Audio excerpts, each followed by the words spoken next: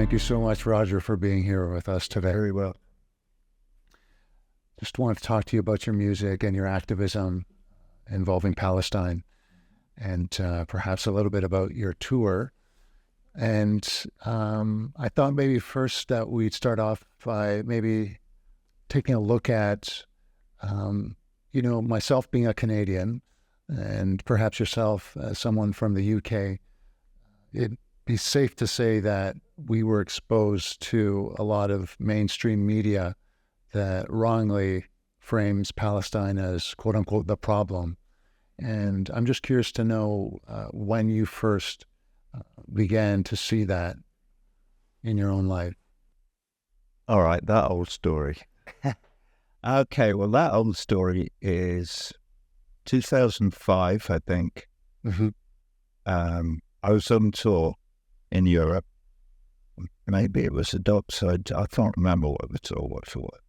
And suddenly in the middle of the tour of Europe, my agent calls me and he says, look, there's a space of 4 days here. We could stick a gig in. Okay, whatever.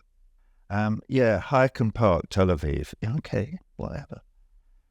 So they put Hyken Park into my itinerary, and I immediately started getting emails. The first ones, interestingly, were from North Africa, from Moroccans and Algerians. And I'm going, well. And then I started getting some from the occupied territories, because the BDS movement had just started. Literally, that was the year. So, and I got an email from Omar Barghouti, who I've since got to know very well over the years. And I said, please don't, and explained everything. So, in fact, the show was sold out, and I cancelled that show, having heard that, Hyken Park is built on a Palestinian graves and blah, and blah. But I came to some kind of internal compromise, because I knew very little about what was going on in Palestine. And I moved the gig to a agricultural community where they grow chickpeas. It's a sort of peace village. It has 2 names. It's called, I think it's Wahad al-Salam in Arabic. I may be wrong. And in Hebrew, it's Neve Shalom. And it's sort of halfway between Tel Aviv and Jerusalem.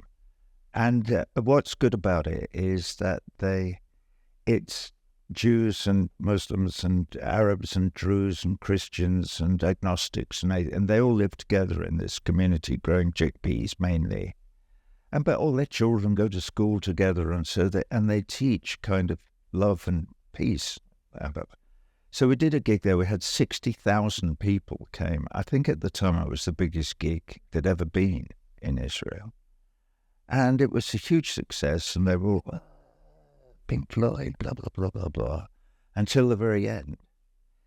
When I got up on my hind legs, and I said, now then, you are the generation of young Israelis who must make peace with your neighbors and blah, blah, blah. And they went from, Roger, to, it was uncanny. They went from that to, what the fuck is he talking about? We're not going to make peace with anybody. Are you crazy? They're animals. And that, I mean, they didn't say all of that, but they went very, very quiet. Anyway, we left, and I went back the next year and went on an extended tour with a lovely lady called Allegra Pacheo, I think it's her name. And we went all over the West Bank, and it was chilling beyond anything that I could ever have imagined to see back then in 2006 what was going on. And the absolute disdain and disgust with which me with a British passport in a UNRWA vehicle was treated by all the young Israeli border guards and people. I remember thinking at the time, if they're like that to me, what must they be like to the Palestinians? And of course we know. And now, to bring it entirely up to date, we know exactly what they're like to the Palestinians, because they are, as we speak, committing genocide in Gaza. I mean, you've seen so much in the time that you've been involved in Palestinian solidarity work, from the time that you became more proactive in the BDS movement. Yeah. But I'm wondering how specifically the events that have transpired since October 7th have affected you, and how maybe that's... like anybody with a heart, Right. I spend my life teetering on the verge of tears. Yes. Well, Because you can't possibly put yourself in that position, in their position, those mothers and fathers, those children, those 2.3 million, well, a bit less now, people living in Gaza, being bombarded by F-16s day and night, week after week after week. One cannot even begin to imagine what it must be like. And that it's being cheered on by the most powerful empire in the world is disgusting beyond all belief. And not to mention B'nai B'rith in your country. And Trudeau, he's cheering it all on as well. What is wrong with these people? How can they possibly be doing that? How can they still be trying to cast the Israelis as victims? I'm sorry, my voice was beginning to rise then, because it's so insane what they're doing.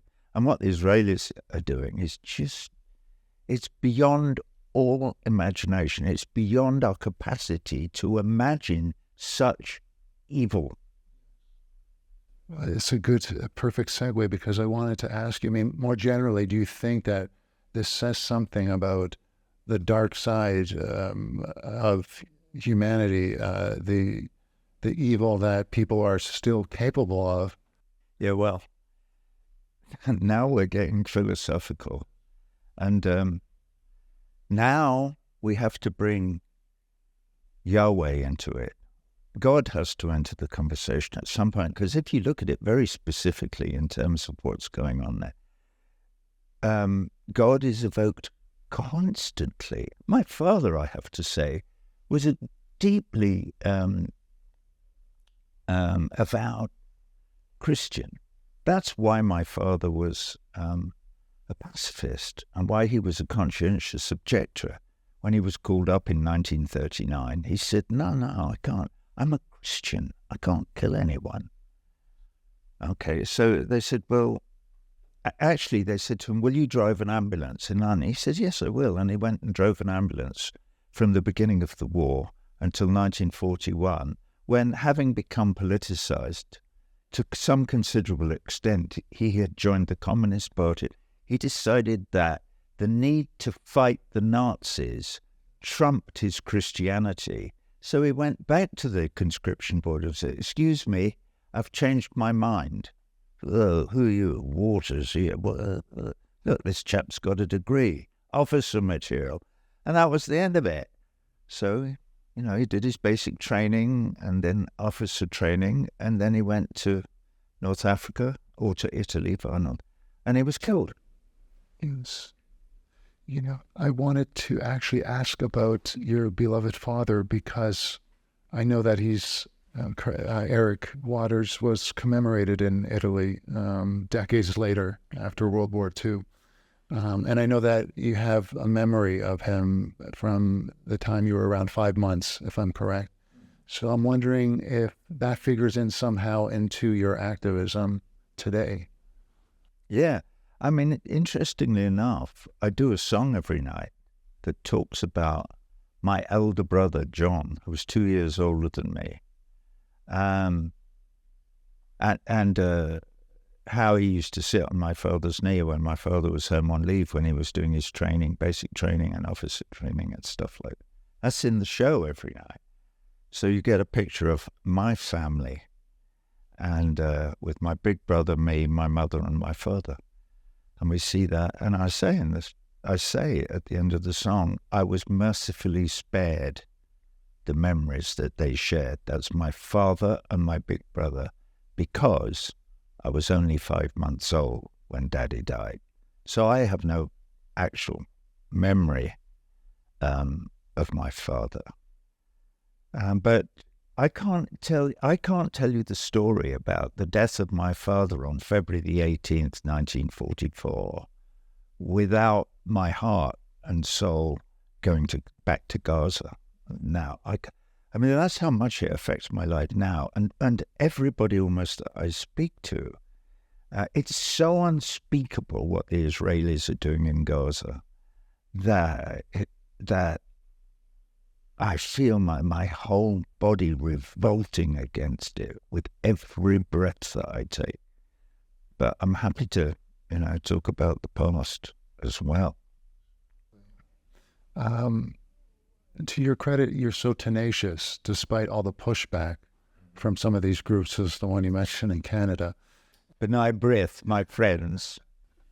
And so I'm wondering, really, where do you think that stems from? Where do you draw your strength from, despite this constant pushback that seems to be coming from all directions? My mother. My father was dead. My mother wasn't. And there's this story I tell, which is true. I'll tell it very quickly. When I was about 13, I was struggling with something. I've no idea what it was, some question was. And my mother could see I was, and she's looking over and she goes, "What is it?" "Oh, Mum, nothing. I'm just..." She said, "Listen, come here. I'm going to give you some advice. All through your life, Roger, you're going to come up against knotty problems, things that you have to think through and work out and decide what to do about, make decisions. Well, here's my advice. When that happens to you, read, and then read some more. Find out everything that there is to know about whatever it is that is troubling you. Study the history, and don't just read the opinions of people who agree with you on it. Read everything. Find out from all sides of it. When you've done that, the hard work is over."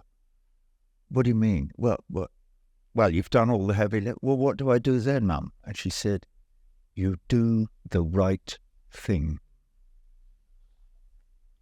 Mum, thanks. What an incredible lesson to give an adolescent. If only that's what we were teaching our children, instead of teaching our children, as they do in Israel, that Palestinians are animals, that they're subhuman, listening to Shekar, we must kill all the little snakes. And if there's a pregnant woman with a little snake in her belly, kill her. What? This is what you're teaching your children? No.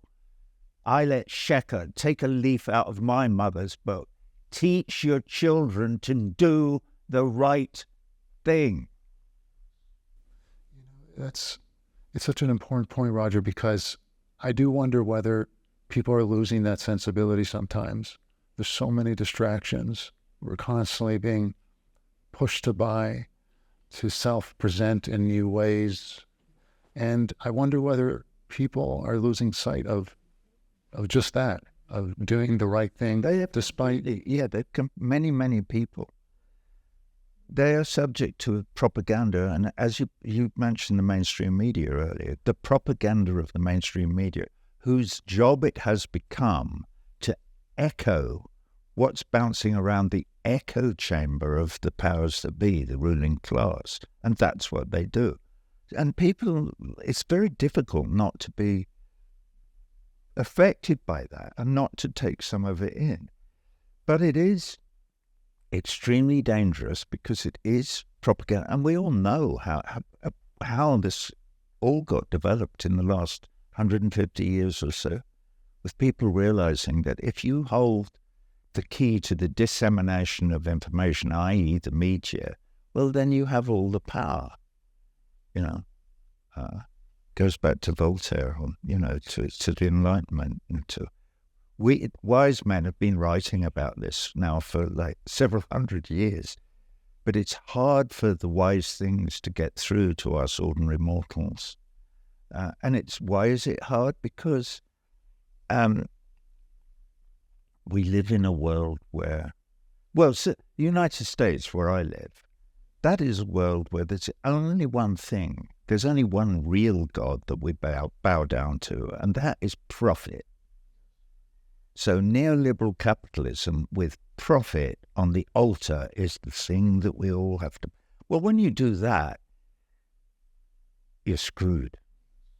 There's no possible way that you can find your way out of the maze of that Friedman economic policy nonsense to enlightenment or to finding the love that you might have in your heart and an empathy for your brothers and sisters all over the world, irrespective of their ethnicity or religion or nationality. To find your way onto that path is almost impossible. I feel that we're hardwired to do the right thing, but under these conditions of neoliberal capitalism, that it's almost conditioned out of us. Yeah, we have there is still hidden within most of us an absolute instinct when you see the old lady fall down in the street to go and help her. But in terms of the way our governments work and empire works, it's wiped out, it's erased. How is it erased? By propaganda to teach us that the old lady in the street is actually vermin and needs to be eradicated. Ooh, I thought it was like somebody's grandmother. Oh, it's vermin. Okay, well, in that case, I don't want to see it, but or I do want to see it. I want to sit in a deck chair and applaud while they go on dropping bombs on Gaza. I'm wondering if part of the reason in your shows you have these large visual signs, it's just a curiosity I have, is because it's telling the audience, you need to think about this. It's the important thing right now that we should be all considering as human beings, whether we like it or not. And it flies in the face of, I think, Western culture's celebration of the individual. I'll do me, don't bully me, I'll do what I want. But if, you push that to the extreme, then you have people just ignoring things all the time that they should be concerned about because it's comfortable.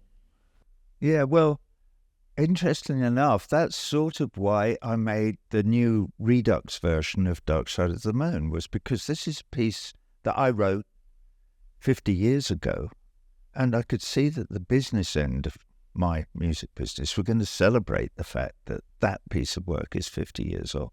And I realized that people didn't really understand what I was writing about when I wrote it.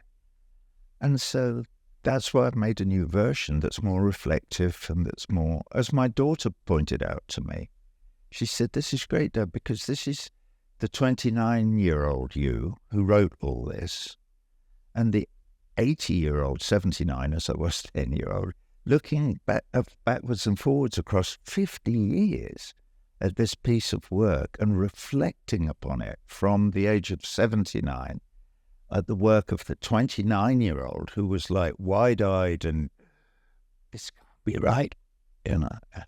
All that you touch and all that you see is all your life will ever be. This is it. You only get, and that is a central point of Dark Side of the Moon, is that you only get one go, as far as we know. So, no, I'm just being single, but I'm just wondering if there's any final observations or thoughts you'd like to share before we wrap up.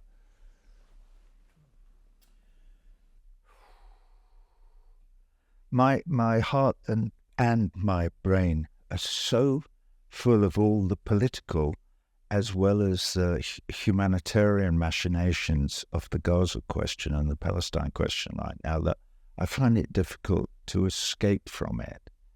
And all the bullshit that I'm experiencing in South America with them they just tried to cancel my show tomorrow here in Santiago in Chile, where I know I'm enormously popular, not just because the shows are sold out, they were in Buenos Aires as well. And yet the Israeli lobby still tried to get my shows in Buenos Aires cancelled on the grounds that I'm an anti-Semite, which I'm not, obviously. Right. It's such arrant nonsense, and yet they make up stories and then amplify them and then print them again and again and again and again and again and again. And I know we're not allowed to say it, but it's right out of Goebbels' playbook and Goering. This is exactly what they said and what they absolutely did. They said, we have to lie and lie and lie, and the bigger the lie, the more likely people are to believe. That's what these stupid arseholes have been doing against me. Your friends, I know they're not, and mine in Nye Brith, these are very, very dim people, and they are completely attached to the idea of the illegal settler colonialism of the Zionist movement in Palestine. And the other crazy people who've attached themselves to this are Christian evangelicals in the United States who support Israel like Biden. And why? Because they want to see the Jews all burn in hell when Jesus comes down in the second coming, and they all go to heaven holding hands with Jesus. And they believe this bullshit. And they're prepared to sacrifice this entire beautiful planet that we live on and that is they're sacrificing the whole thing. I mean, if they should believe what they want, but they should not hold positions of political power, because this is crazy. I would love to keep going and going, but I think I have a gig to do. Oh yeah, no. And I would, if I had time, I'd keep going myself. But thank you so much. Not at all. Thank you very much for talking. And the privilege and all the very best. Paul, thanks. Thank you so much. Thank you so much.